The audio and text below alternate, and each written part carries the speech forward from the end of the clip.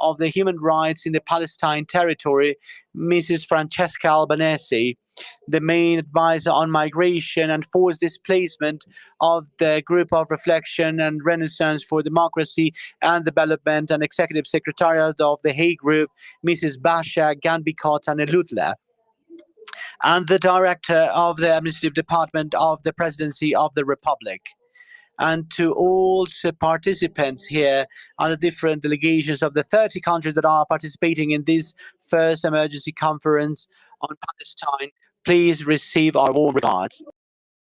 It is important to talk about the context. 8 countries: Bolivia, Cuba, Colombia, Honduras, Malaysia, Namibia, Senegal, and South Africa gathered in the city of The Hague as a response to the dreadful situation in Palestine, with the purpose of vouching to continue to withstand the measures of the International Justice Court and the International Criminal Court, and to stop the genocide in Palestine that has over 58,000 people being killed, especially children and teenagers, and the destruction of the country. The Hague Group aims to comply with the arrest orders issued by the International Criminal Court against the Prime Minister of Israel, Benjamin Netanyahu, for war crimes and crimes against humanity perpetrated during the fight between Israel and Hamas that has started on October 27, 2023.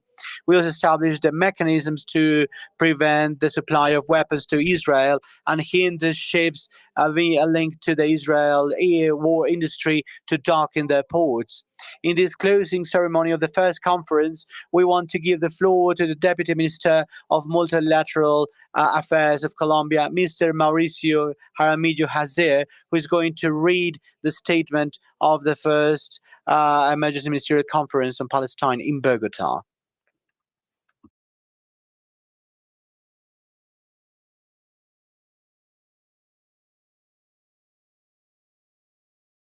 Buenos días a todos. Good morning, everybody, ladies and gentlemen. I continue reading the declaration. Conclusion of the Emergency Conference on Palestine. We, the representatives of Bolivia, Cuba, Colombia, Indonesia, Iraq, Libya, Malaysia, Namibia, Nicaragua, Oman, San Vincent and the Grenadines, South Africa, and all other states that endorse the following before the 20th September 2025, guided by the purposes and principles enshrined in the Charter of the United Nations and international law, including the inalienable right of self-determination of peoples and the principle of the inadmissibility of the acquisition of territory by force, meeting urgently in Bogotá, Colombia from 15th to 16th July 2025, with the aim in strengthening our collective resolve by creating an unified international voice and implement our international obligations in regard to the situation in the occupied Palestinian territory, including East Jerusalem, grieving each life taken in the course of Israel's genocidal actions in the occupied Palestinian territory, deploring the obstruction of humanitarian aid and the deliberate, indiscriminate violence and collective punishment deployed against the starving people of the Gaza Strip, lamenting the repeated mass force displacement of the Palestinian civilian population and the obstruction of their return, recognizing the risk that Israel's action pose to the prospects for regional peace and security, as well as the integrity of international law at large, refusing to remain passive observers to the devastation in the occupied Palestinian territory and the denial of the Palestinian people's unalienable right to self-determination, reaffirming the advisory opinion of the International Court of Justice of 19 July 2024 on the consequences arising from Israel's illegal policies and practices, which are, by their nature, the concern of all states, recalling all relevant UN resolutions, including United Nations General Assembly Resolution 1024, and the obligations that member states assume to take actions in line with the International Court of Justice advisory opinion in July 2024, international human rights law and humanitarian law, stressing the importance of institutions such as the International Court of Justice and the International Criminal Court to fulfill its mandates without fear or favor is essential to the preservation of the international rule of law. Condemning the unilateral attacks and threats against United Nations mandate holders as well as key institutions of the human rights architecture and international justice, building on the legacy of global solidarity movements that have dismantled apartheid and other oppressive systems, setting a model for future coordinated responses to international law violation, recognizing the complementarity of the Hague Group to other initiatives such as the Madrid Group, recognizing, is it okay right now? I think it's a problem of the microphone. Okay, right. Okay. Recognizing the complementarity of the Hague Group to other initiatives such as the Madrid Group aimed at strengthening the implementation of international law, welcoming the high-level international conference for the peaceful settlement of the question of Palestine and the implementation of the two-state solution and the UN General Assembly from 28th and 30 July 2025, stressing the urgency of all members to fulfill in good faith the obligation assumed in accordance with the UN Charter and international law, united in our conviction that coordinated action at national and international levels is an urgent imperative to protect the Charter of the United Nations, to uphold obligation under international law, and to promote just and lasting peace action, a lasting peace across the world, as well as ending the illegal occupied of Palestine and enabling the Palestinian people to exercise their right to self-determination. Reiterating our commitment to implement the relevant provisional measures, judgments, and advisory opinions of the International Court of Justice, as well as relevant UN resolutions, including General Assembly Resolution A 1024, we hereby announce the following measures to be adopted based on states' domestic legal and legislative frameworks. Number one, prevent the provision or transfer of arms, munitions, military fuel, related military equipment, and dual-use items to Israel as appropriate to ensure that our industry does not contribute the tools to enable or facilitate genocide, war crimes, crimes against humanity, and other violations of international law. Prevent the transit, docking, and servicing of vessels at any port, if applicable, within our territorial jurisdiction, while being fully compliant with applicable international law, including UN clause, in all cases where there is a clear risk of the vessel being used to carry arms, munitions, military fuel, related military equipment, and dual-use items to Israel to ensure that our territorial waters and ports do not serve as conduits for activities that enable genocide, war crimes, crimes against humanity, and other violations of international law. Number three, prevent the carriage of arms, munitions, military fuel, related military equipment, and dual-use items to Israel on vessels bearing our flag while being fully compliant with applicable international law, including UN clause, ensuring full accountability, including deflagging for non-compliance with this prohibition, not to render aid or assistance in maintaining the situation created by Israel's illegal presence in the occupied Palestinian territory. Number four, commence an urgent review of all public contracts in order to prevent public institutions and public funds, where applicable, from supporting Israel's illegal occupation of the Palestinian territory, which may entrench its unlawful presence in the territory to ensure that our nationals and companies and entities under our jurisdiction, as well as our authorities, do not act in any way that would entail recognition or provide aid or assistance in maintaining the situation created by Israel's illegal presence in the occupied Palestinian territory. Number 5, comply with our obligations to ensure accountability for the most serious crimes under international law through robust, impartial, and independent investigations and prosecutions at national or international levels, in compliance to ensure justice for all victims and the prevention of future crimes. Support universal jurisdiction mandates as and where applicable in our legal constitutional frameworks and judiciaries to ensure justice for all victims and the prevention of future crimes in the occupied Palestinian territory. We emphasize that these measures constitute a collective commitment to defend the foundational principles of international law. In recognition of all the violations of the right to health, we call upon the UN Economic and Social Council to commission an immediate investigation of the health and nutritional needs of the population of Gaza, devise a plan to meet those needs on continuing and sustained basis, and report of these matters before the 80th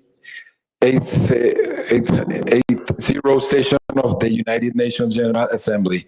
We appeal to all the United Nations member states to enforce our obligations while promoting mechanisms for cooperation between all parties. Adopted in Bogotá, Colombia, this 6th July of 2025. Thank you.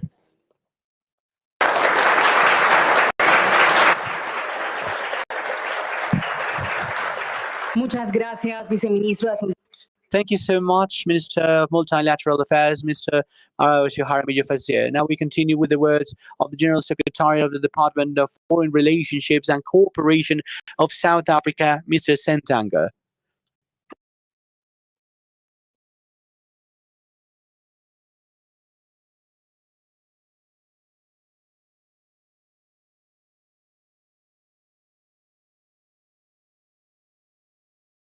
President Petro, Excellencies, I want to start by thanking the government of Colombia once again for hosting this meeting. I also extend my gratitude to all those, both governments and civil society, who have joined us here for the last 2 days. At a time when foreign policy actions geared towards what some of us call maintaining the status quo is no longer useful, an approach that centers the dignity and equality of all people is welcomed. That is what we started doing over the last 2 days. Jonathan Shell, in his book entitled The Unconquerable World, writes about two competing impulses in humanity: the impulse for war and plunder, and the imposing impulse for peace and serenity. Sadly, as we are witnessing in Palestine, the Augustan tradition that sanctions and glorifies violence, plunder, and exploitation dominates and has subdued the tradition that is centered on justice, equality, and peace. It is our hope that the Hague Group takes up this challenge and actively mobilizes bias around a tradition of peace and justice. As discussed yesterday, the actions of the Israeli government is in breach of accepted international norms and laws, but in our statements we also said they are plainly immoral. Yesterday, the statements from almost all of the delegates dwelled on this issue of impunity. In fact, we called it institutional impunity. We may not have explicitly asked why we have this impunity, but the statements made by all the delegations did allude to what sustains it.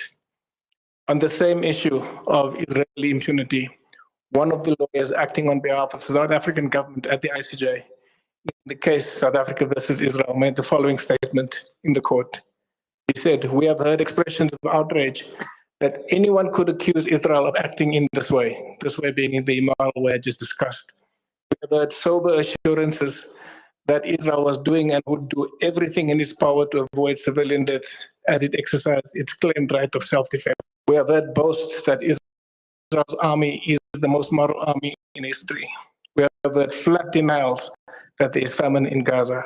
For months, people, particularly in the West, have appeared unwilling to actions are true. He then ended that statement by asking the following question: how could people who look like us and sound like us possibly engage in anything like genocide? The answer was offered to the court through another member of our team, who said the following. The question referring to the one posed by his colleague, he answered the following. This stems from a form of amnesia and denial by former colonial powers in relation to the crimes associated with colonial violence, but perpetrated against indigenous people. This includes the denial of genocide. This denial is clearly at play in Palestine. The denial of atrocities by Israel and the tacit condemnation of the horrific killings of Palestinians have led to the questioning, and this questioning was done in the room, almost indirectly. Does the West believe that Palestinian lives matter less than, say, Israeli lives or American or European lives? By extension, it begs the question whether the ideologies of superiority that justified colonial conquests, occupations, and genocides in Africa and other parts of the world still determine which people are deserving of protection by international human rights law and the international legal framework. This is not an outlandish assertion. Recently, the prosecutor of the International Criminal Court stated that in his engagement with US senators and congresspeople, he was told that the ICC was not meant to hold the leaders of Israel accountable, as that court was designed for Africans and others. This institutionalized impunity for the powerful is steeped in the history of colonialism. The statements made yesterday suggested that we do have some consensus that the different global world needs building. That is a world where the use of force is replaced through dialogue and negotiations, where justice for all replaces impunity. I am hopeful that the work of the Hague Group, working in concert with other states, such as those active in the Madrid Group, and also with civil society activists, will lay the foundations of this just world. The joint statement that was just read out reflects this vision and intent. It was crafted by all of those who participated. It was signed thus far by 12 states, but indications are that over the next few days, many more will join. Again, I thank the government of Colombia, and I thank you all.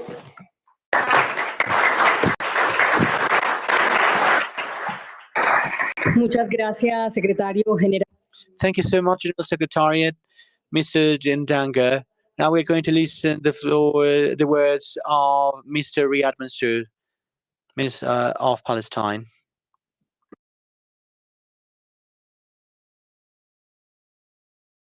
Thank you very much.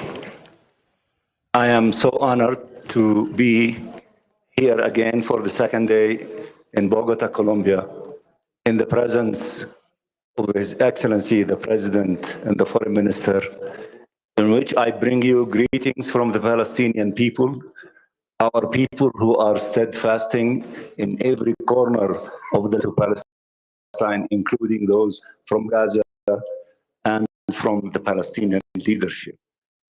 Yesterday, we had a very intense, serious, and very productive discussion, which was culminated in the adoption of this declaration.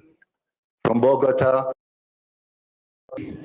declared that we are beginning the process of action-oriented steps by those courageous ones at the beginning who have determined that they will open the door for practical steps in order to force Israel to comply with international law and with the will of the international community as we see it reflected in many resolutions in the Security Council, in the General Assembly, in the Human Rights Councils, and in other components of the United Nations. If what we did here yesterday and today is a turning point in the direction of not to tolerate the continuation of impunity and Israel to be above the law. We are beginning the process in which will be a massive wave of countries, of civil society organizations, of companies, of individuals, of all who cherish international law and justice to start taking practical steps in order to force Israel to stop the genocide against our people, especially in the Gaza Strip, and to comply with the historic advisory opinion of the ICJ, which declared, among other things, that this prolonged occupation is illegal and it has to be terminated as soon as possible. And the General Assembly legislated that this illegal occupation has to end in 1 year, and it called for a convening of an international conference concentrating on action.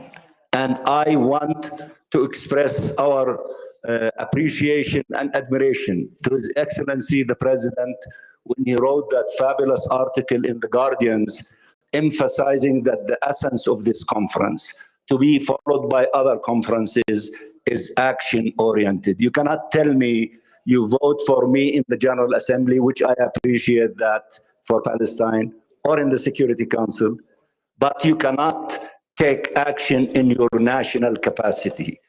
Take action in your national capacity and under your own obligation in connection to your commitment to international law and the principles enshrined in the Charter of the UN.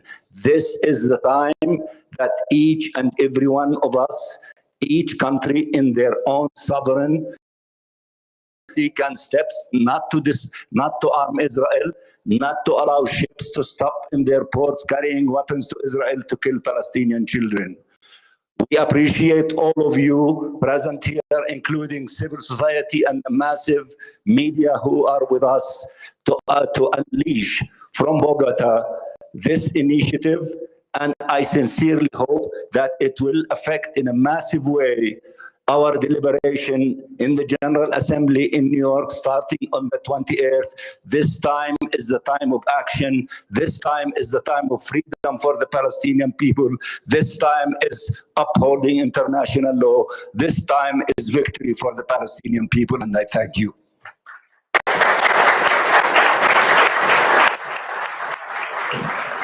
Muchas gracias, señor ministro de Estado. Thank you so much, Mr. Riyad Mansour. Next, we have the Special Rapporteur of the United Nations on the situation of human rights in the Gazan territory, Palestinian territory, Mrs. Francesca Albanese.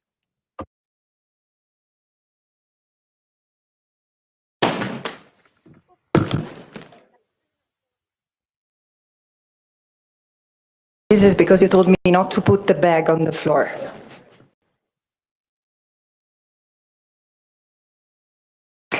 Signor Presidente Pedro, colleagues, what a momentous 2 days we have had.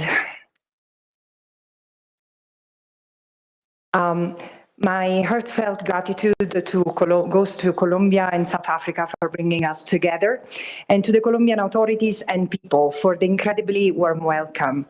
There could not have been a better place for this gathering. I also thank the members of the Hague Group, all the courage and commitment, as well as the Secretariat and all participants, from state representatives to civil society, particularly those from Palestine. You should all be proud of the steps you have taken. What began as 9 countries in the Hague Group has gathered here 30 states fundamentally aligned with the need to end impunity of Israel. And this is an unprecedented shift for Palestine, as Ambassador Mansour also said.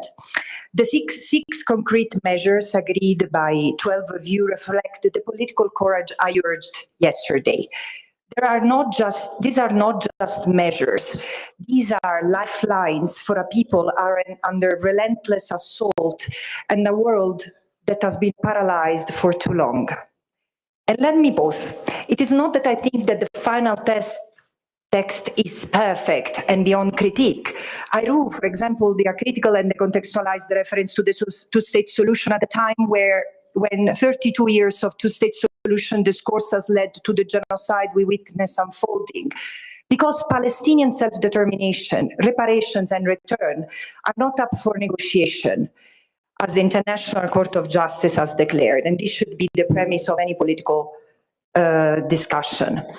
Nevertheless, the measures that have been agreed are to be absolutely welcomed, and now all states must implement them.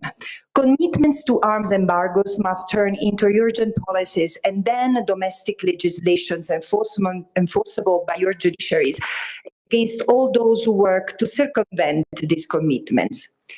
Second, no safe harbors and arms shipment commitments must turn into regulatory enforcement through proper due diligence by state authorities on all those who travel through an jurisdiction.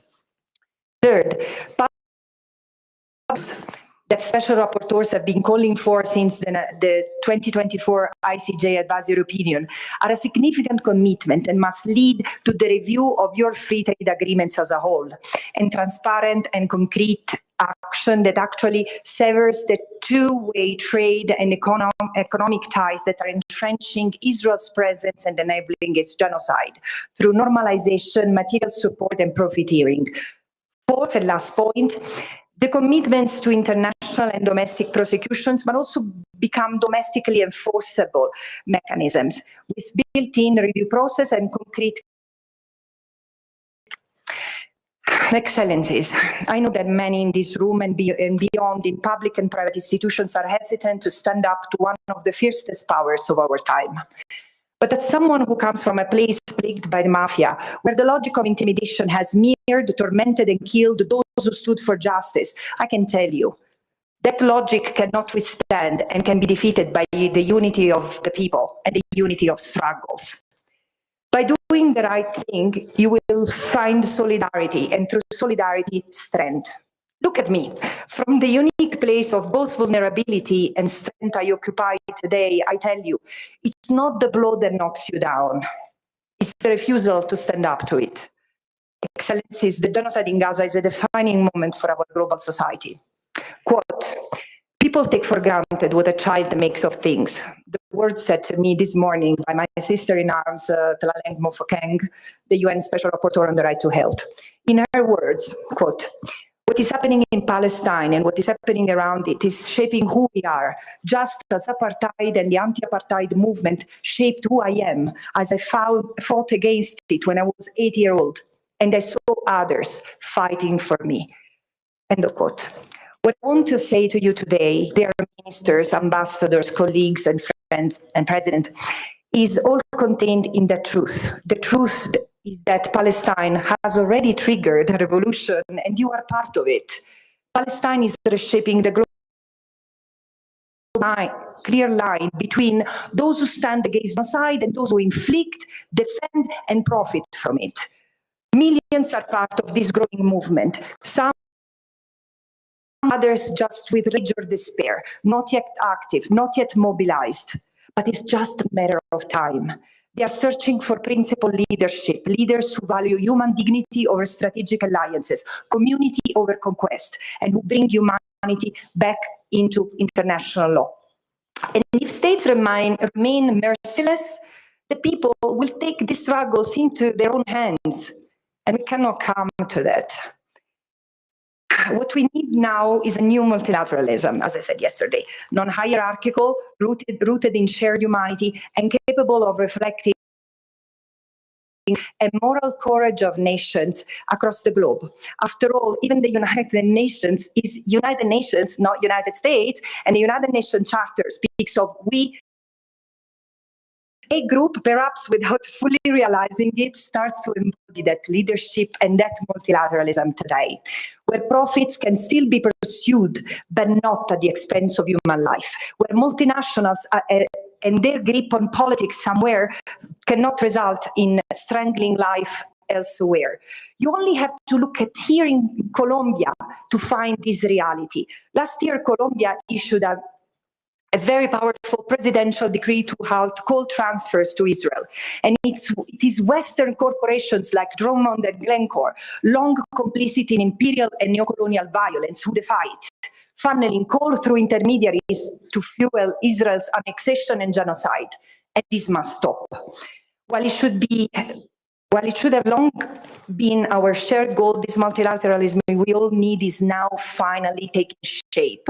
I hope to see it flourish into a new way of being, where Western values of reason and democracy, of what remains of it, meet Asia's traditions of unity and diversity, Africa's Ubuntu, the sense of human interconnectedness, I am because you are, and Latin America's magical realism, rooted in indigenous cosmologies, ways of knowing and ways of being. Western people have so much to learn from other people and nations, starting with healing as a necessary part of political processes. It might be only the beginning, but we must begin somewhere, and state-wise, the Hague Group is that somewhere. May many more states and bold actions follow, so that together we might stop the massacre of the Palestinian people, uphold the integrity and full application of international law, dismantle settler colonialism, its manifestation and underpinning ideologies once and for all, and in so doing, lay the foundation for a more just and global order. Borrowing the words of Indian writer Arundhati Roy, I tell you, another world is not only possible, she is on the way. And on a quiet day, I can hear her breathing. I hope you can hear her too. Over.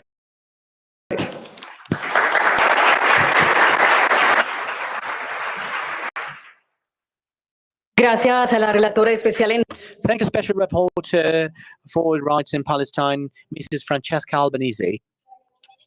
The Executive Secretariat of the Hague Group, Mrs. Varsha Gandhi Kota Neludla, he is having her presentation now.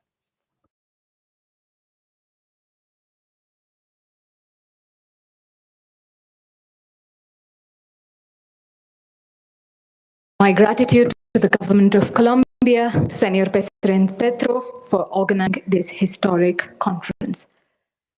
This is both a tragedy and an honor. It's a tragedy because it's already too late.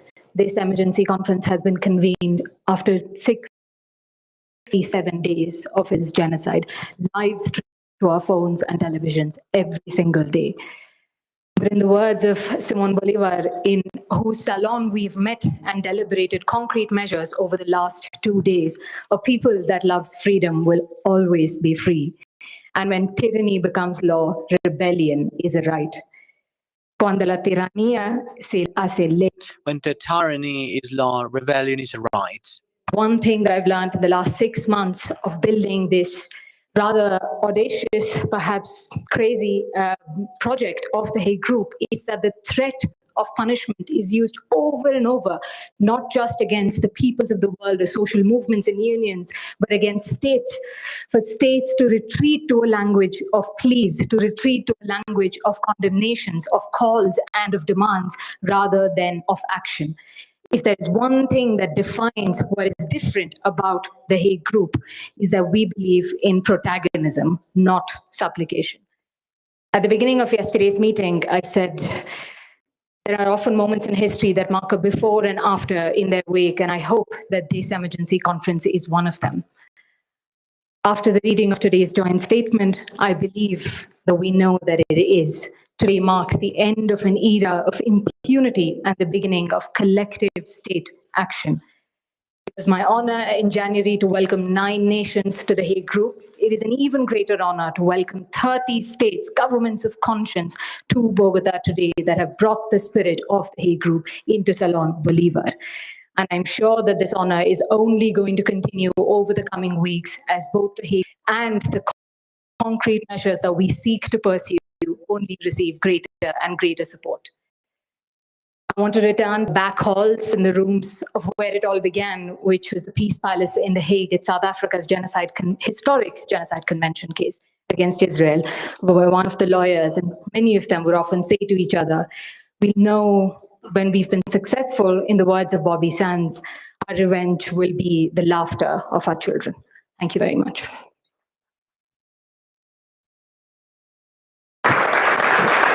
Muchas gracias a la secretaria ejecutiva. Thank you, Special Secretariat, Mrs. Marsha Gandhi-Cotta. Ladies and gentlemen, in this moment, now the President of the Republic of Colombia, Mr. Gustavo Petro, is going to talk with you.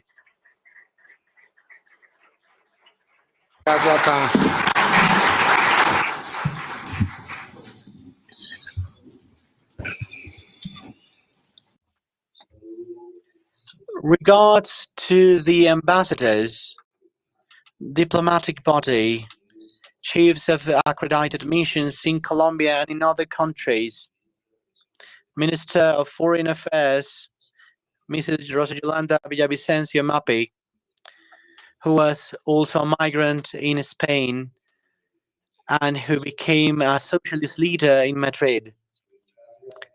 General Secretary of the Department of International Affairs and Cooperation of South Africa, same number. Minister of State of Palestine, Mr. Riyad Mansour, Riyad, Executive Secretary of the Hague Group, Barsha Gandhi-Cotta, Special Rapporteur of the United Nations on the situation of human rights in the Palestine territories occupied from 1967. I should say from 1948. Mrs. Francesca Albanese, officers of the national government, media, national and international media in general, to all the people here in this room.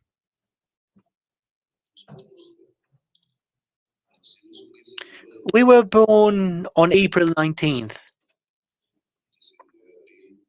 On April 19th, Colombian people cried for freedom. On April 19th, I believe, I hope I'm not wrong with my memory, Palestine rebellion. Precisely when the occupation started. On April 19th, we stood up in rebellion. And I think that there are other April 19th along the history. And these perhaps gather us together as people that in different parts of the world have risen up in rebellion because we want to be democrats and free. And in the world, there is more and more slavery. As time goes by, those that rose the flag of democracy has become slavists. New slaveries, as Pope Bergoglio, my friend, said. Francis, who was also a rebel. And it was because he felt what was happening spiritually in the whole of humanity. We're going to barbaric times, but we can also move to freedom. All the dialectical philosophers, Chinese Lao Tzu, I just heard the same philosophy on the Colombian people from Cauca when they named Barbara as a member of the Colombian Academy of the Language. That is not a small feat. And I read her text just presented, expressing in a flawless Spanish the philosophy of the Nisak people and the ancestral indigenous people as well. And this philosophy is just dialectical, built without knowing Hegel, without knowing Lao Tzu, without even knowing Heraclitus, even older. Philosophy that has been with me to make calls. Everything moves on the principle of contradiction. Therefore, a positive has its negative. Light, an area filled with light, can become dark. Everything can turn into an opposite. Otherwise, the story wouldn't move. Nor the universe. because the principle is universal, it seems.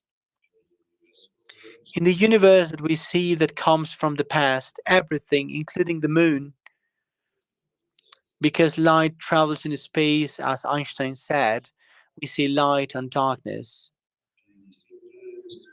And we are always in charge of seeing beyond that part of the darkness becomes light. We can detect it. It's a light that was launched many years ago, thousands of light years ago. But sometimes light disappear because worlds died as well. Enormous worlds. We know that, and we don't know if they come back to be light. Some physicists said that it is the case. But here we are in an infinitesimal point of the universe. And so it seems the only one with life, or at least smart life, or intelligent life. How many light years around us we can see? And there is no life. It seems so. And it seems that we cannot talk but only the idea of Diogenes, that everything else is belief. And the lantern of Diogenes doesn't show life in the universe. We are alone, unique. And it seems that in the universe there is an intelligence that is energy. Because even darkness has energy. Energy all from the space and others. But there is one special, the one that inhabits this planet on mammals or on a species world, and among them human beings. The only ones with the immense responsibility in all the universe of the intelligence of thinking. We are thinking animals.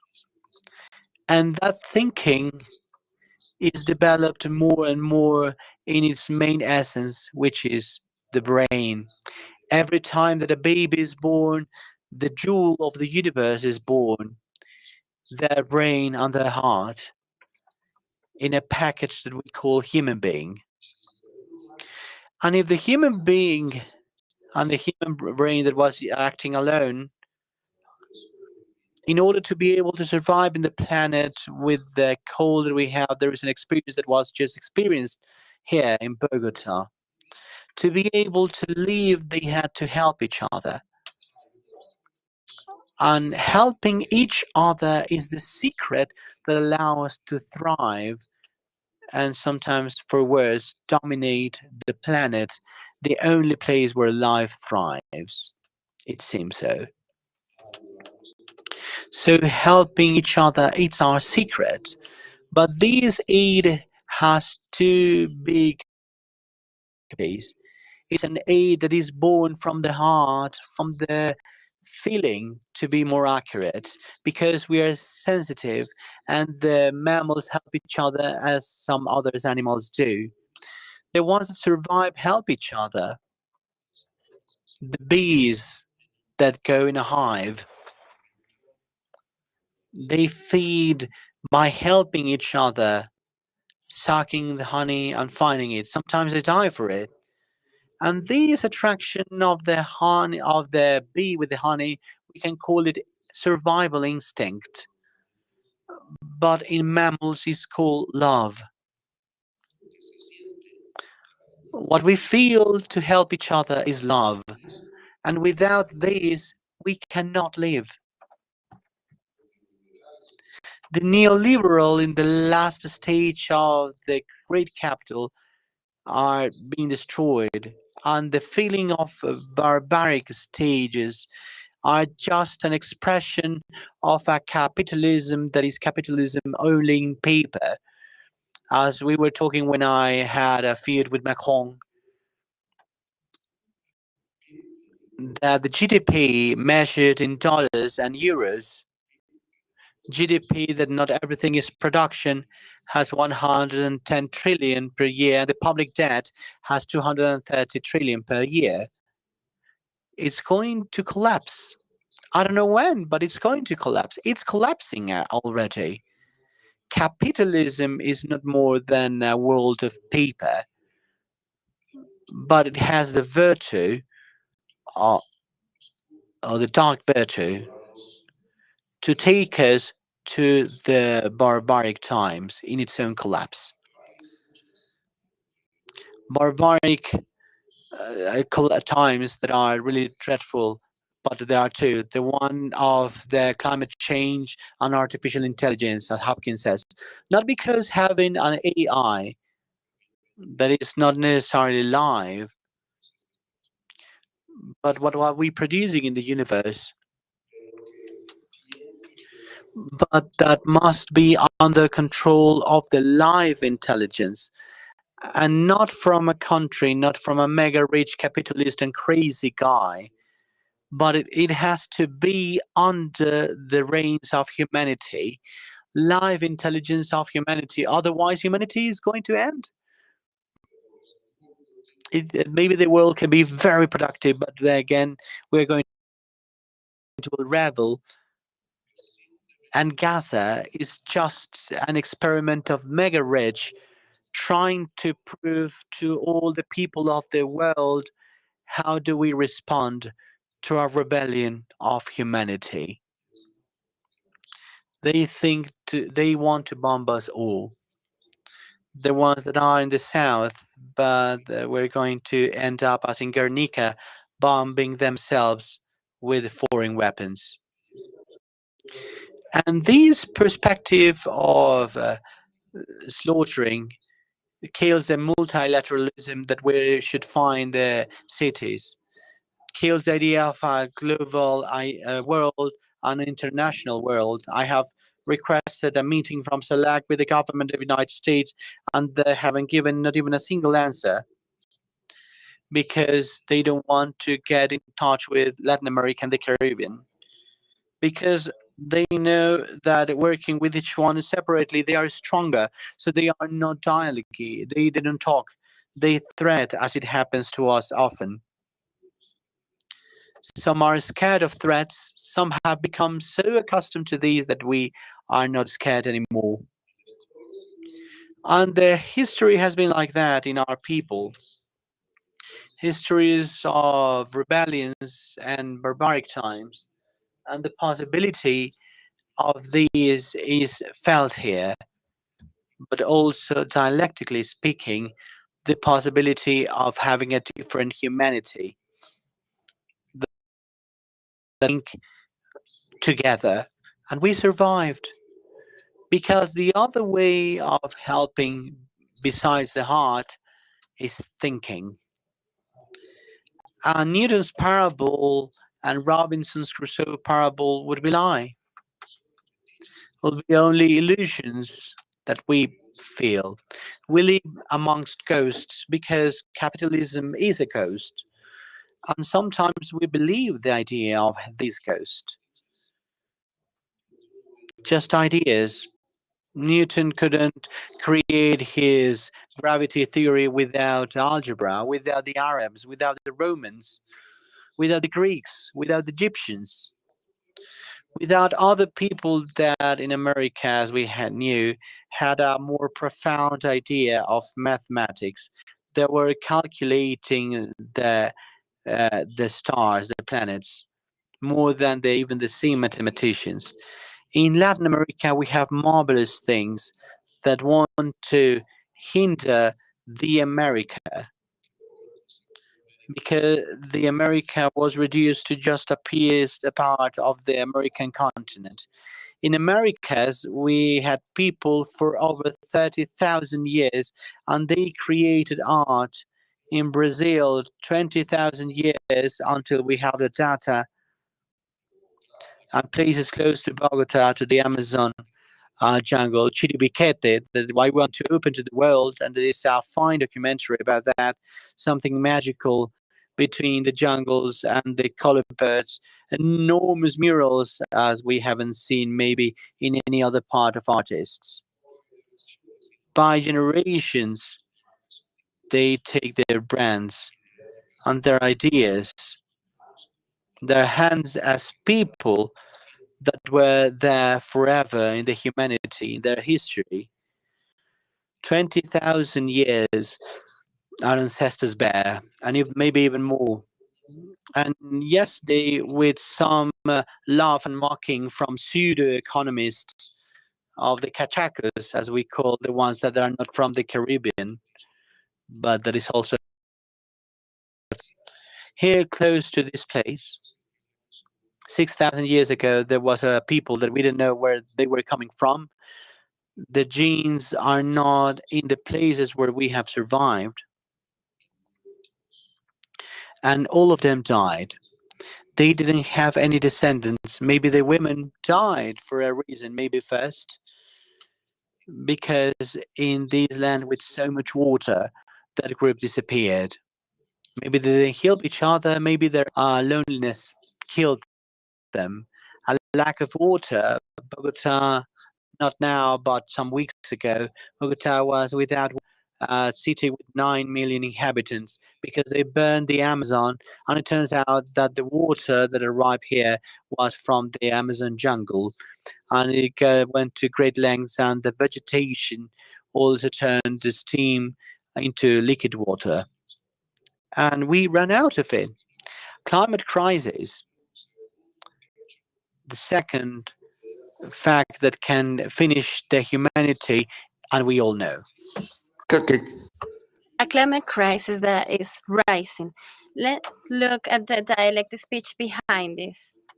We are in the region with most extensive oil exploitation in the region, and we have our national oil company Ecopet to perpetrate fracking, and I have called for intervention of said company to preserve the natural beauty of Colombia.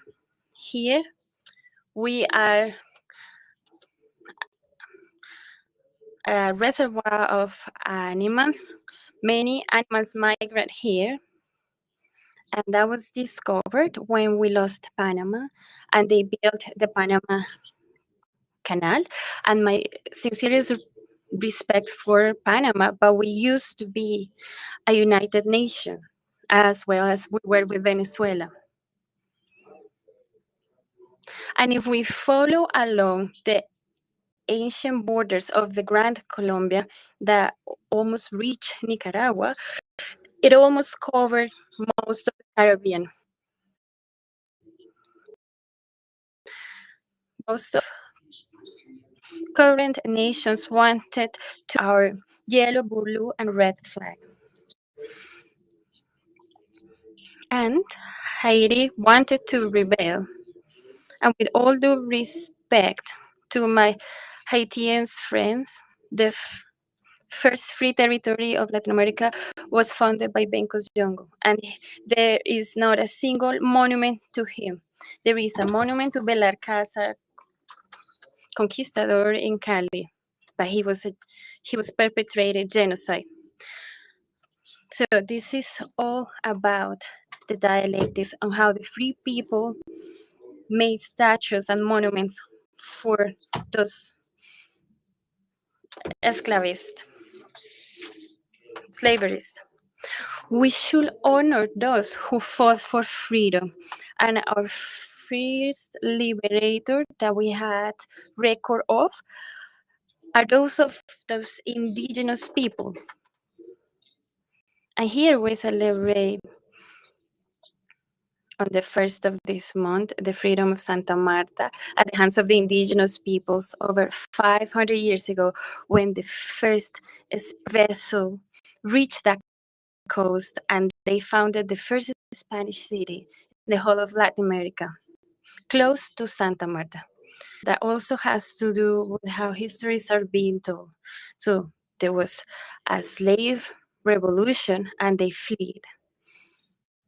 And they tried to pursue a different way of life, and they founded the village of San Basilio de Palenque.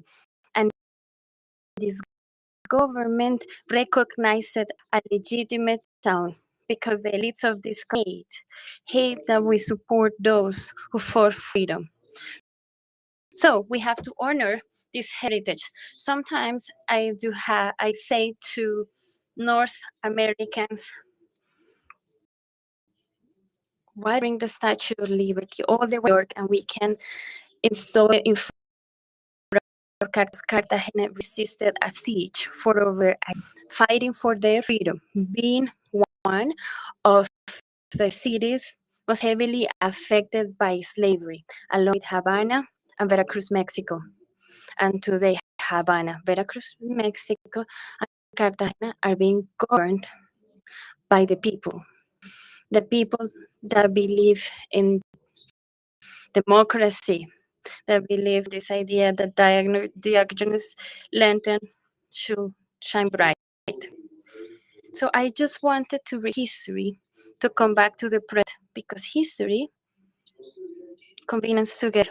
So out of Haiti, the first revolution under the flag of equality, fraternity, and solidarity.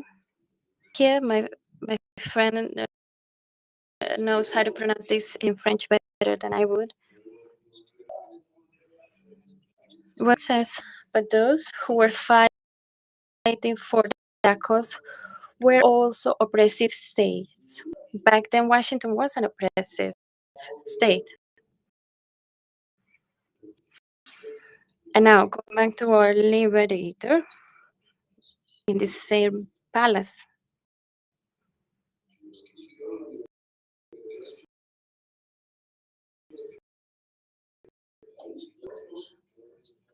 And I can those who fought for the freedom of this country. We have the biggest contradiction. You cannot cry for freedom if you're oppressing others yourself.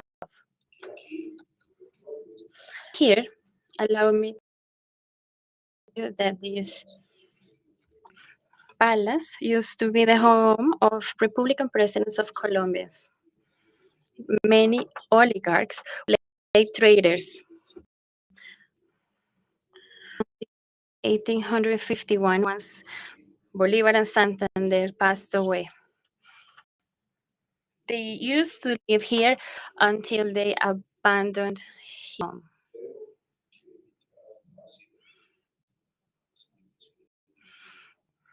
A home such as this, a home one that I didn't have it, that wanted to imitate France, but homes sometimes don't have a soul. So here in this very palace, we have seen a very simple room that used to be the room of the first president of the Republic of Colombia that we had. Our liberator,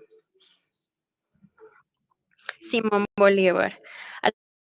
He's not a liberator, he is an emancipator.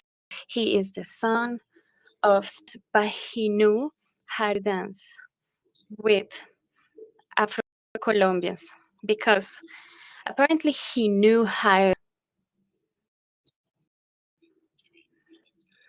Apparently, he as many Colombians who have African ancestry and that carry dance and rhythm in their blood.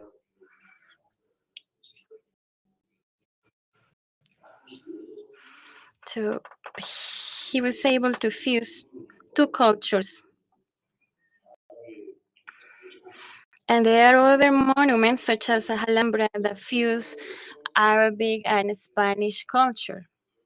Back then, you could see the history that Arab women would throw rose petals from me, and these rose petals would fall into water fountains in the gardens. So out of those Arabs that were defeated militarily and fused their blood with the inhabitants of Spain, then we got sailors from Spain visit Caribbean coast. They were the first to Santa Marta and to Cartagena. And that's why Colombians also have Arab heritage.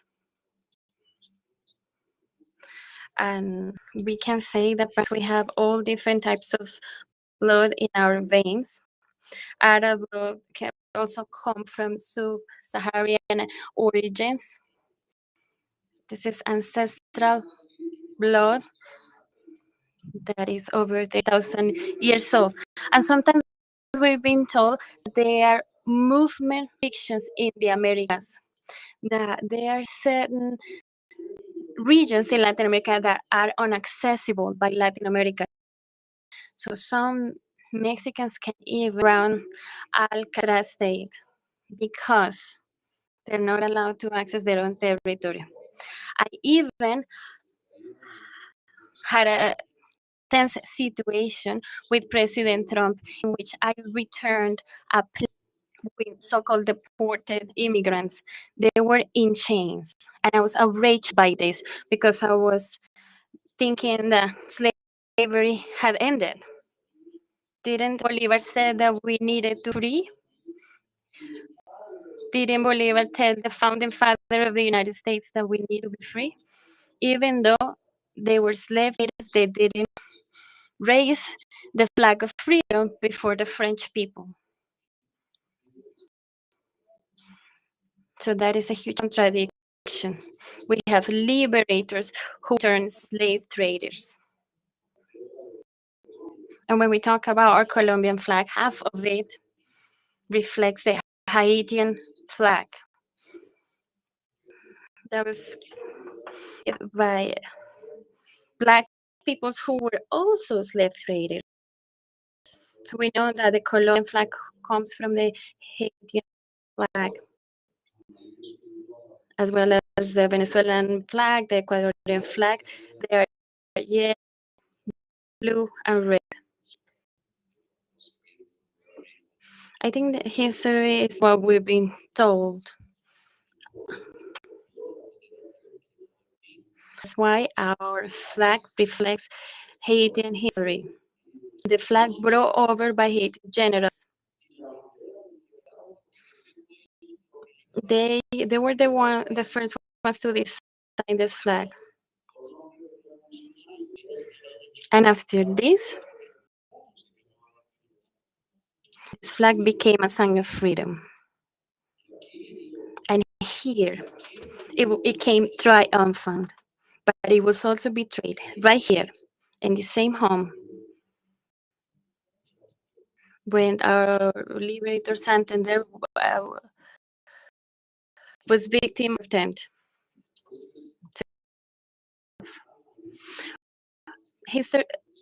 History says that Santander flew out of a window and he fled down that was around this property.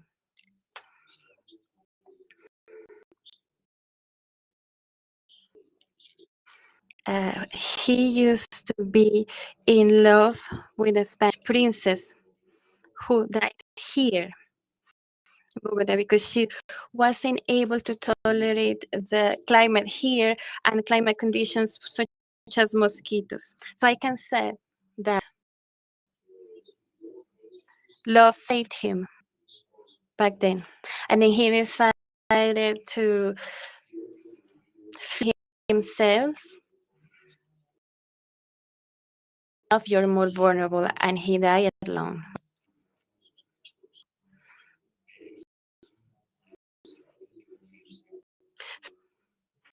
When you flee alone, you know that sometimes you're gonna have strength. So when we work alone, we are more vulnerable to death.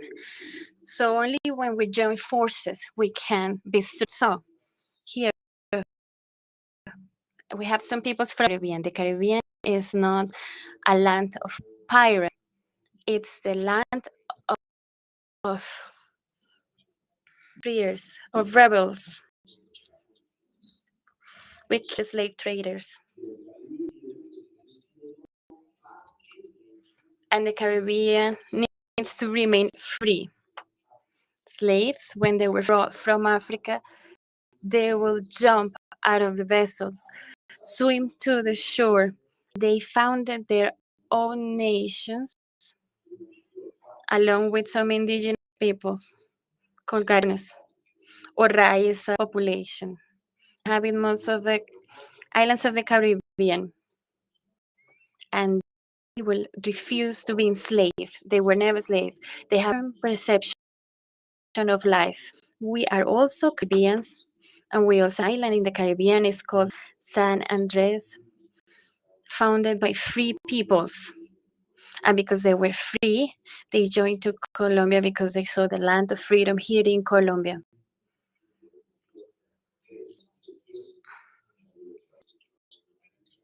Someone promised full freedom of slaves in America, and they didn't fulfill their promise.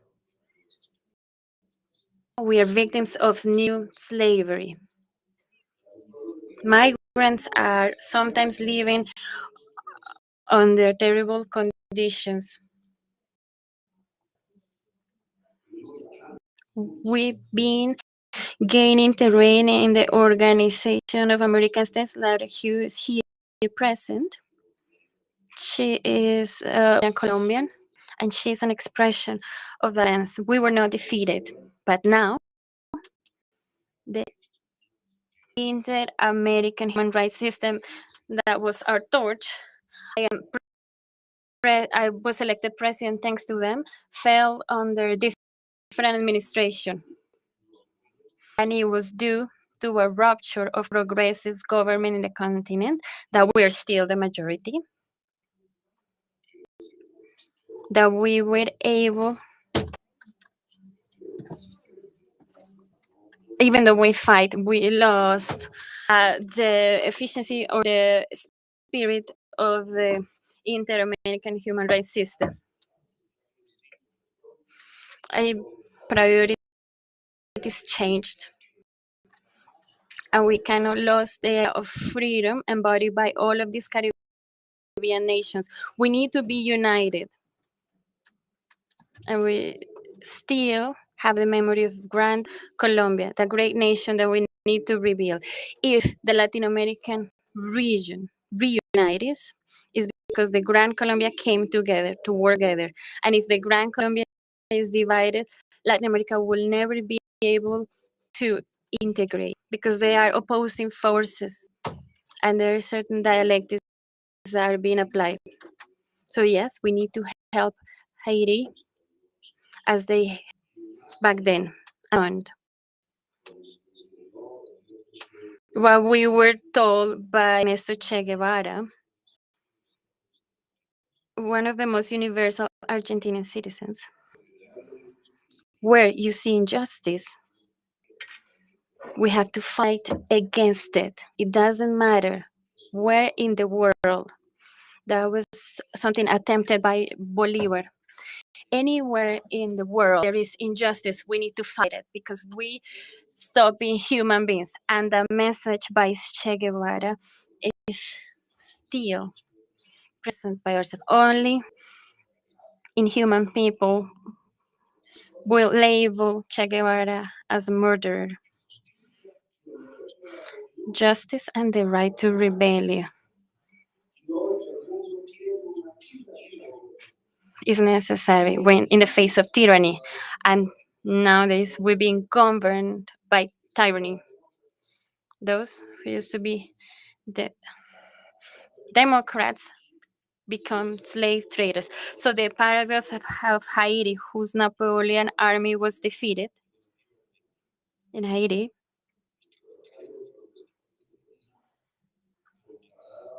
our battles against the Spaniards cannot be compared to the rebellion of former slaves in Haiti against the Napoleonic state. And that's why Macron was angry that a president from the South, came to teach him that you can be sitting in Paris and turn your face to injustice. I love France, of course. I'm very fond of them because those of us on the left wing of Colombia believe us to be French or be heavily French influenced, and we learned French. And most of the most important revolutions started in France. They're no longer in fashion, but I hope that we have a revolution. But now the focus is here in Latin America, and we're not French. But of course, we have the longest line of descendants of the Roman Empire. But here, we also have vengeance and love, as Bolivar lived in this very same house. And this is a contradiction faced by the Italians as well. We are also facing that contradiction. But yes, let me not delve into that. But I want to say that we're the heritage of the Roman Empire, but we're also descendants from ancient cultures, ancient Latin American cultures. Although we shouldn't be called Latin America because we were not of Latin origin. We represent the world's diversity. Anyone who lives in Bogota or in any region can find a man or a woman who reflects ethnicities from all over the world. And that's who we are as a people.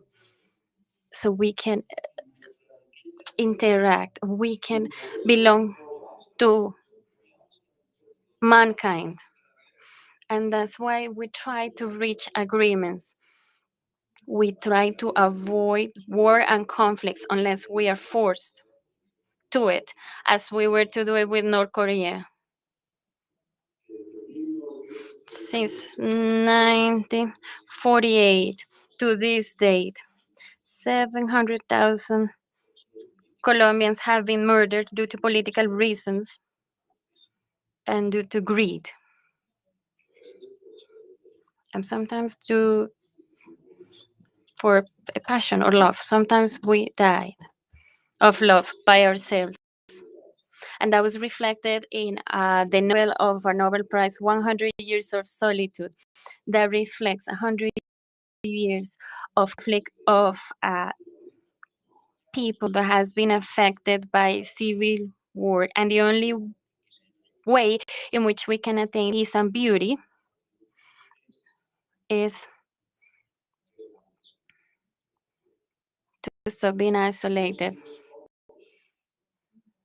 as peoples.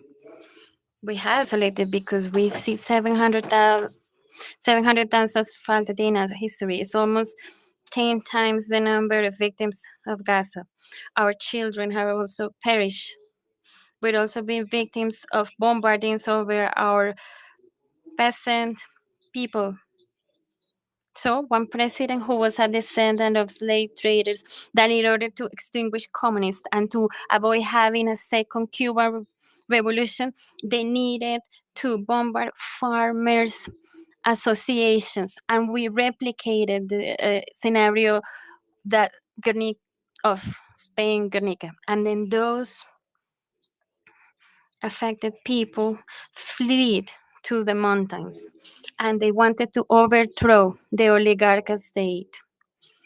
And they almost win the revolution, but due to the vices of the fighters, they were not able to achieve their goals. We also had our Nobel Peace Prize, Gabriel Garcia Marquez, to Colombia, try to defend freedom, try to defend books. So those who support killings, to support death as descendants of Latin Americans, end up perpetrating horrible crimes. So here we're hoping to end our solitude, our isolation, and that's why we want to come together with the whole of Latin America, with the whole of humanity, and have a dialogue with President Trump, because he has refused to talk to us. But of course, we have to talk to the Americans because they will be here for thousands of years to come, and we will be here for thousands of years to come. So we have to understand each other by using the way of dialogue, as opposed to using the language of bombs. South America has a huge potential for renewable agencies, so they can decarbonize the whole of the energy, full of the fossil energy matrix of the United States. And this is something that we're not talking about, and that will solve to a great extent the issue of the climate crisis, and that will protect life. But we're not having the conversation. The United States, they do not believe in climate change, and we see how they've been affected by floodings in Texas. And even in the capital of capitalism, where at the downtown area in Brooklyn and Down Street, you can smell marijuana being smoked.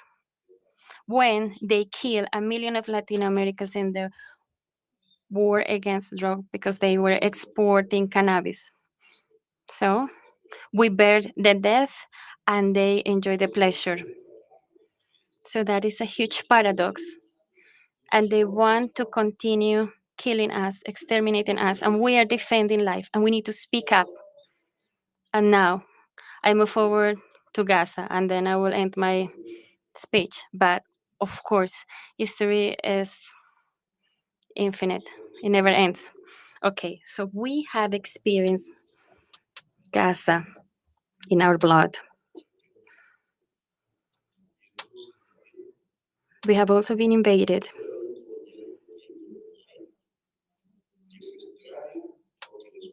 Some Colombians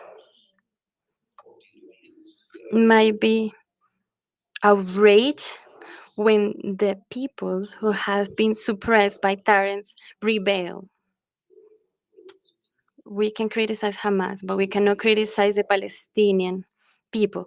They do have a right to rebellion because their land was occupied. Our Colombian lands have been occupied twice. Once by Spaniards a long time ago. Some of our islands were occupied by the British, by the French, and Panama was also occupied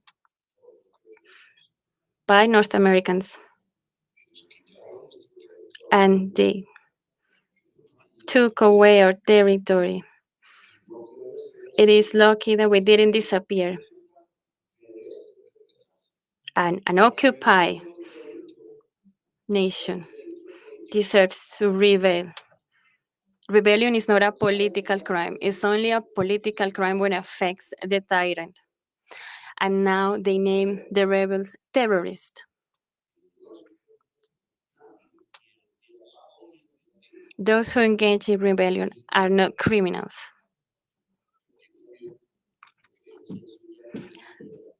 I was almost once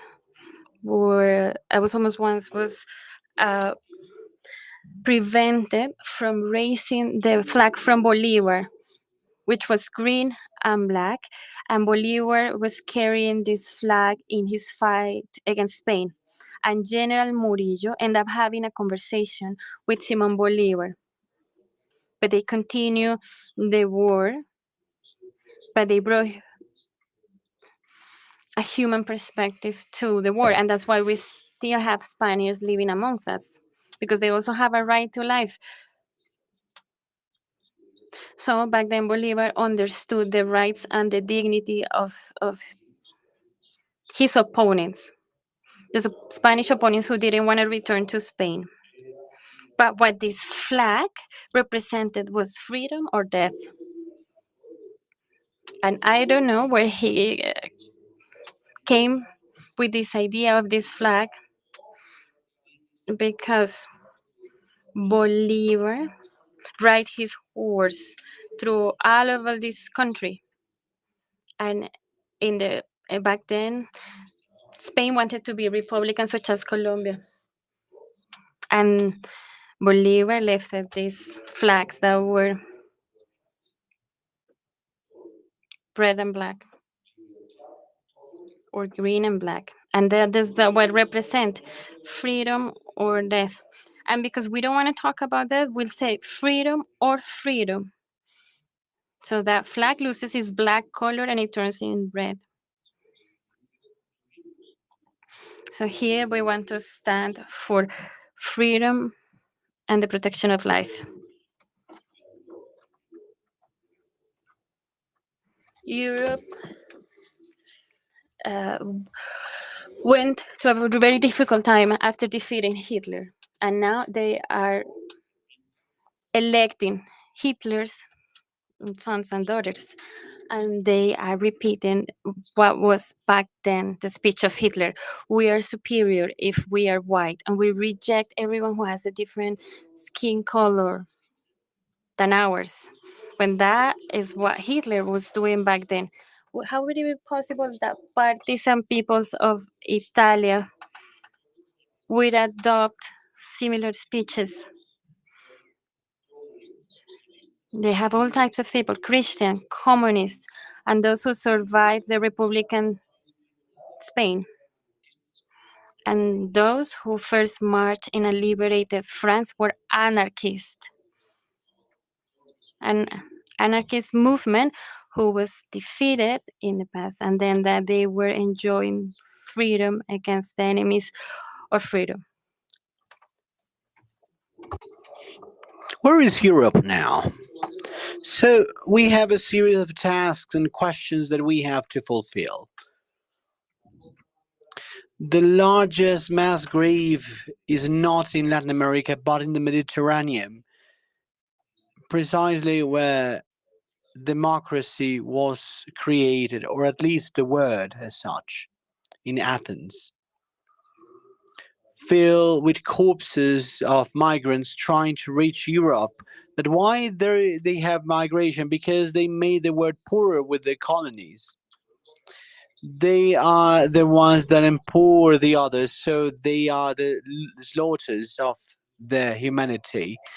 And the way out to leave these and to get the flags again, to bear the flags again, say that the progress must reach the south.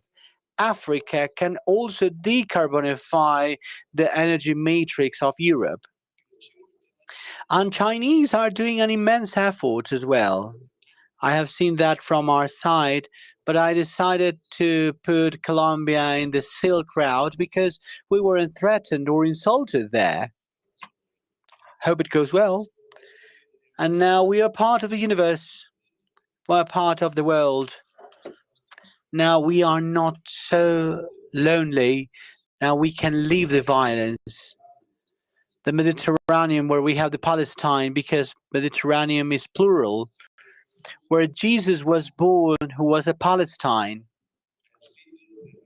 The place where he was born is under threat, and it's Palestine. And we don't understand that. That message now from Jesus is that there are no chosen people in Palestine, not the Jewish people. It was a religion, not an ethnicity, because they were Palestine as well. They were born in Palestine. Not the Christian white from the United States. They are not the chosen people. From the voice of Jesus when he took the sellers from the temple, the peddlers from the temple, he decided that the chosen people of God is humanity. Is the only ones with a thinking brain, thinking of what we have thought about the universe. That's why we are the chosen people. We all are the chosen people. Doesn't kill with each other. The day that every human being is free in the planet, there will be no wars. We think on the stars, ad astra, as the Romans said. We said ad astra too. And humanity moves around the universe bringing life. And the inert world is going to become something vital, thinking with a free brain, helping each other. And it will be our destiny if we defeat today's barbaric, heinous situation. And this is done only if Palestine is free. We met with the Palestinian guerrilla from the Palestinian Liberation Front, the movement April 19th, the Bolivarian movement, and we trained together and we learned things together. And it was in the desert of Batraba in Libya where Gaddafi was alive. And the Swapo from Namibia, who is here, was there. And they were part of the National African Council, and they were from the Polisario front that spoke Spanish, Arab, because it's another people that were conquered, and Greeks. So a series of guys, because none of them were old, they gathered together from Latin American, Panamanian, and from Africa and the Middle East to train us for a war. Finally, we ended up making peace, dialectically speaking.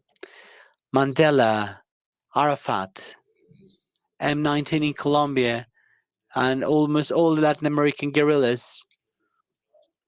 We gathered together to prepare for a war, and we ended up creating a peace for the world. And that's where Palestine were with us. Nobody has wrote that book. I have asked people from the M19, the still surviving ones, to write it because part of this history, because tells different things, that progressive men and women are universal. It's not something from a small place. They got together with the world. They crossed the ideas of fight against tyranny. Two of my friends died there. Two of the dearest, Hernan Laura, who was completely tore apart, and he was a poet. And I tried to recover his poetry and his songs. I tried to have someone on the internet to put it in new technologies. I'm Francisco Vargas. And many died, but there are some still alive. Why don't we write a book that is a book of world solidarity from rebellion? And a member of the M19 now is a president, and now we are sons and officers, we said, of Bolivar. Officers of Bolivar, one stepped into the front. Vanquish or die. Now it's vanquish only, as Bolivar said eventually. We have to vanquish, we have to win. So we have to make calls, tough ones, facing dark times. I was betrayed in this palace. Again, history is repeated again, because I said that not a single ton was going to move to kill Palestine. My government, white officers coming from Labists, making the idea of this innocuous. It wasn't Drummond. They took advantage of this, but the one that did this were paid by the Colombian people and in other ministries. So very Santander, they set a trap, the same that when Santander will Bolivar in the second floor of this home.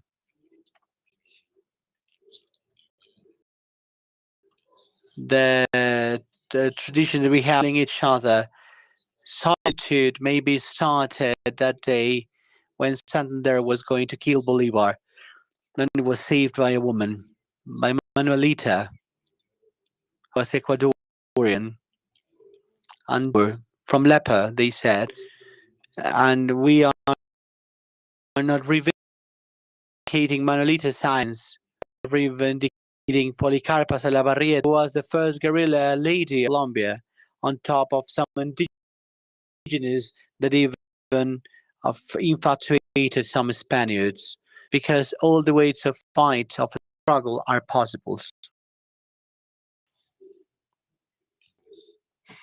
So saved us, and I hope that they can save us again, because we're about to being extinguished again. The front line in the fight for life, I hope. They ride a horse like Manuelita, that said that she was the Turkey loved ones. They did the lives, and Manuelita and some others, generals. Is the time woman, because the woman is the one that takes life. For life, we have to do that. We're going to be together. Select meeting is going to be in Sparta.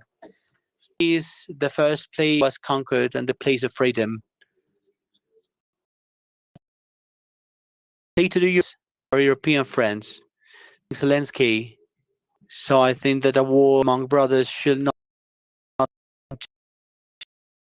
the Slavic people, and they are killing each other. So they are made killed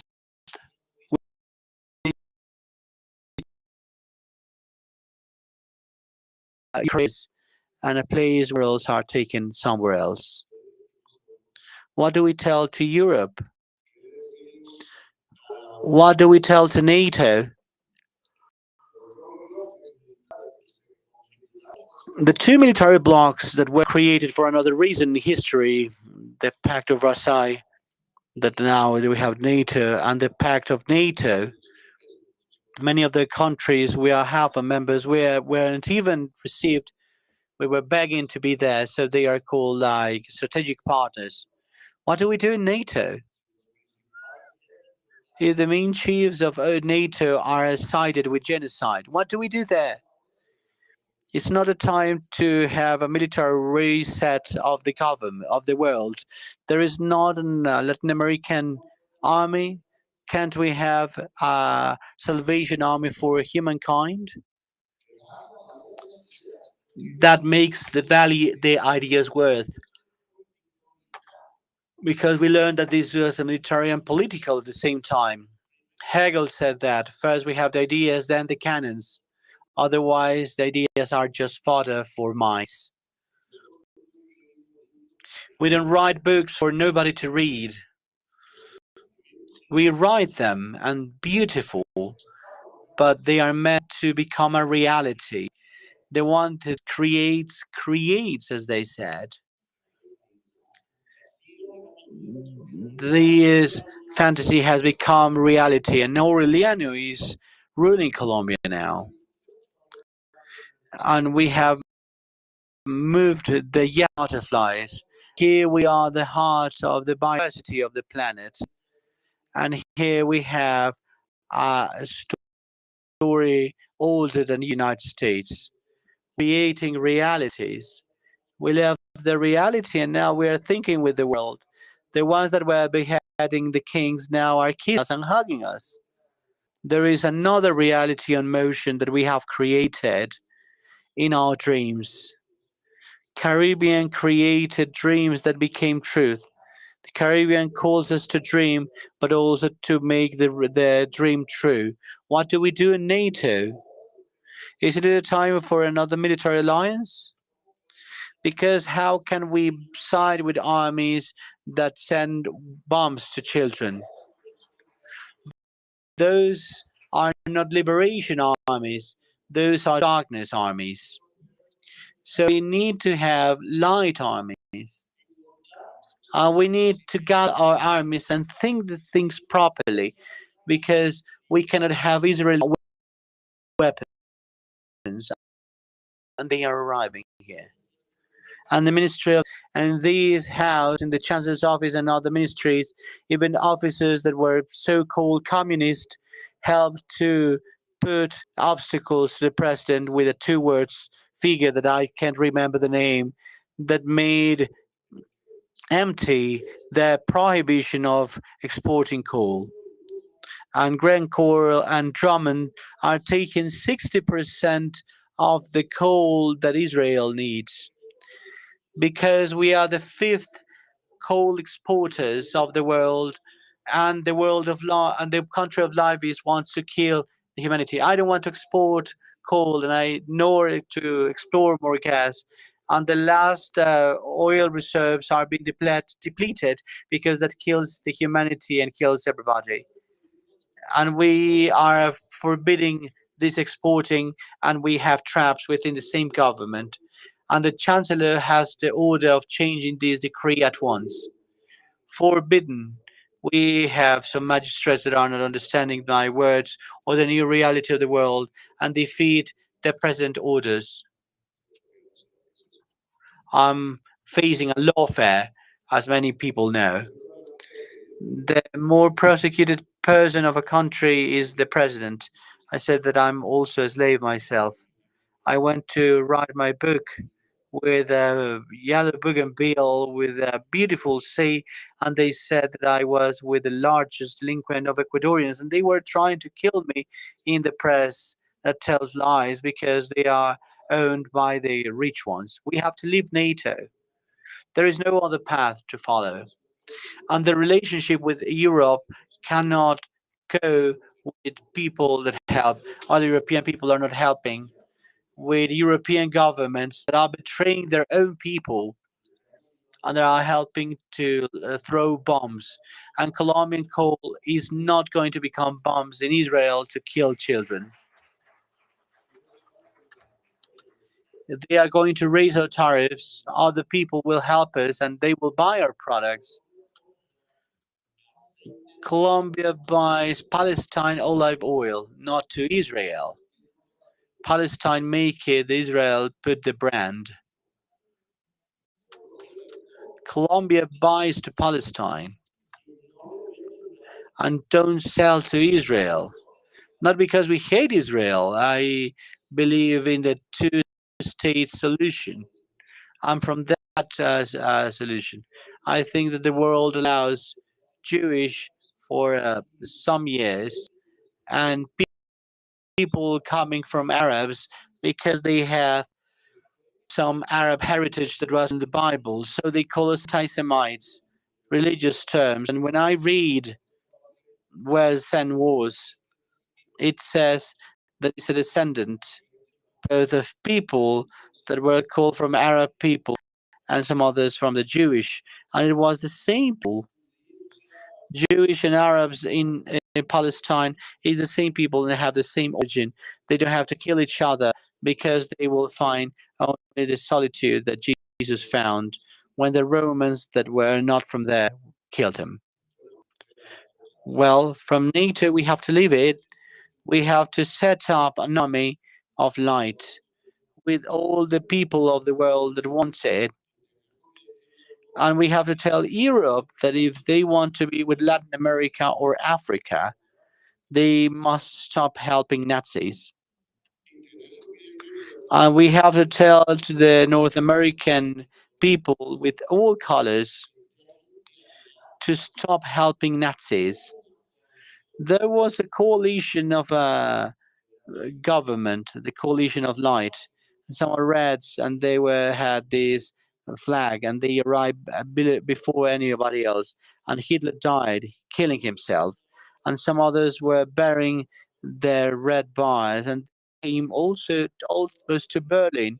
And some others were the people of Europe fighting with the cold, with Hitler, and some others were the Chinese. And it was the same fighting against Hitler and their partners and releasing their country. And some other people did the same.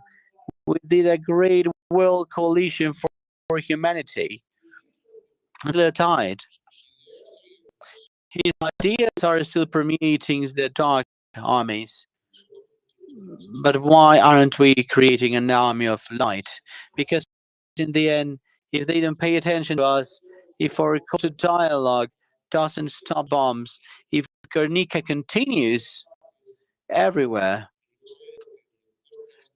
I know how tough are these words because a former magistrate from Cauca was attacked, and Cauca was of his leave and was a part of freedom. We're going to extract. They were asking Mossad to take the president of Colombia by force. Well, you might try. A woman said to Bolivar, maybe that happens to me too. But we cannot be silent. Salvation Army, that ideas are not taken by rats. And these armies starts in the Caribbean or another part of the world. We have to be together so that they respect us. It doesn't happen to us. We can surrender the weapons. Al-Fatah did that. Nelson Mandela did that. Many of the ones that leave the desert stop using weapons. We use our words. We use magnificent examples of peace, but they have to respect us. Our voice is not a clown voice. Our voice is respected, and those that are bombing have to respect it, and that is military and political as well. And we had to. And if it's only political, let's hope that we don't use the military part. But we had to. Then our Hague Group has to go beyond too. Has to go beyond. Otherwise, it's not going to stop the genocide in the world.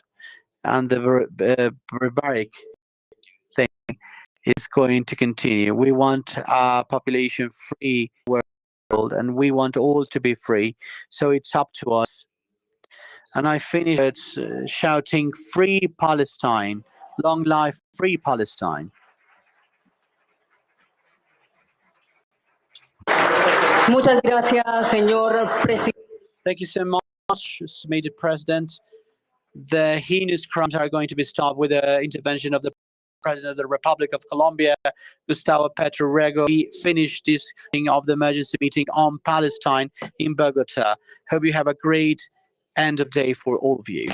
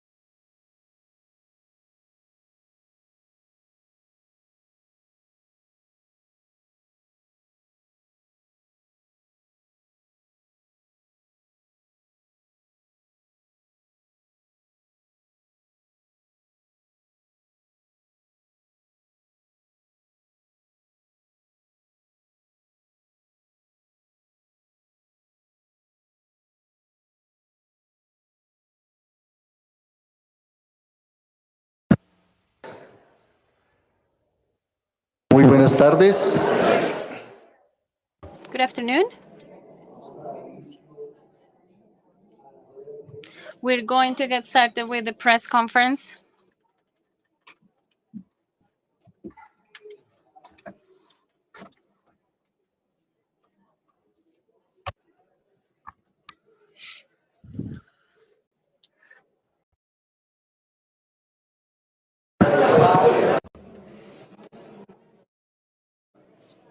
Is there going to be a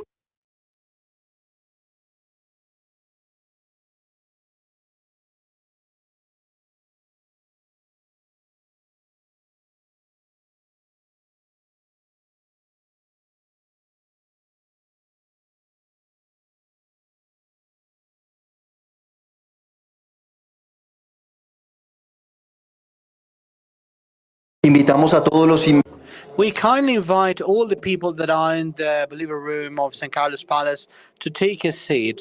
In a couple of minutes, we're going to start with the press release for the ministerial meeting on Palestine.